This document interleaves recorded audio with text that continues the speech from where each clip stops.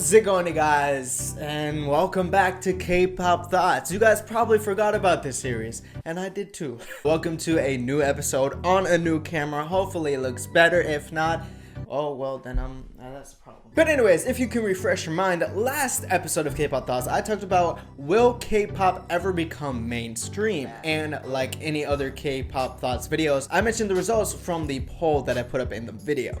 Answering the question, will K-pop ever become mainstream? 16% said yes, it's the best. 6% no, it'll stay in Korea, and 76% maybe in the future. But now with BTS breaking all these records and going above Taylor Swift and going above all these other, well-known American artists, there's a possibility, a higher possibility now. But anyways, on to today's video. And today's video, as you can tell by the title, is are Kpop idols changing? Kpop idols seem to be near perfect human beings, tiny waist, skinny legs and arms, perfect body proportions. Well, that is what Korea and the audience deem as the ideal idol. But is the ideal idol changing? Mainly physically. With the recent happenings around PRISTIN Kyla, that is what led me to make this video. Firstly, idols and their weight is a problem sometime in their career, and that problem affects females more than males. There is such a high standard for females in what is deemed as beautiful in Korea. This height plus this weight is perfect, but how can that be when there are different body types and different people out there?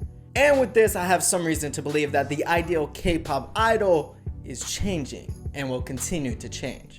Is it for the better or is it for the worst? Let's see. Let's take a look at some examples of idols who were deemed almost disgusting by netizens before they lost weight. My first example is Red Velvet's Wendy. Wendy has said before that she has dealt with her weight for a long time. When she first debuted, she was the biggest member alongside Joy, with thick thighs, wide hips, and a puffy face. But recently, Wendy drastically changed. So much so that you can see her ribcage in some angles. Another example is Gfriend's Umji. She was hated by what seemed to be most netizens for her baby fat all over her body and face.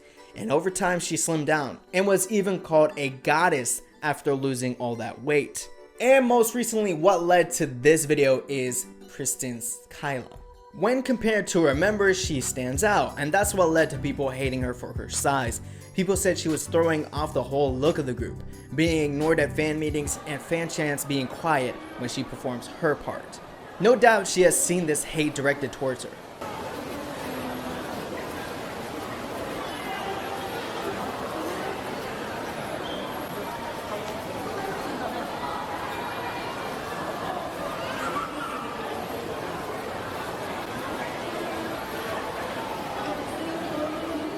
But what if it's not the biggest problem as it seems to be? Now this leads to the change that I see in K-pop happening right now. Some idols have been praised for their unique features. Take MAMAMOO's Hwasa for example. Hwasa is loved for her confidence in her wide hips and thick thighs, something not common among K-pop idols. AOA's Seolhyun. She is a full-figured woman, not skin and bones, and has been criticized in her younger years for her dark complexion, but now she embraces it. Now this is just a few examples of some idols that have unique features that stand out amongst other idols. And that's what makes them them. And here is where I think PRISTIN Kyla can break the mold and also change K-pop. Kyla's in a position where she doesn't need to drastically change her look to please these netizens. If she sticks to who she is and is happy with herself, she could pave the way for future idols to be confident, to be happy in their own skin, and not listen to all this hate. And to create a new breed of K-pop idols who are confident, who are happy, who want to be themselves and not be anyone else. With the help and support of her fans, her fellow members, and her label, she can do it. Let's just show her nothing but love and support from here on out. Kyla, you don't need to change for anybody. If you're happy with yourself, you're confident, that's all you need to be.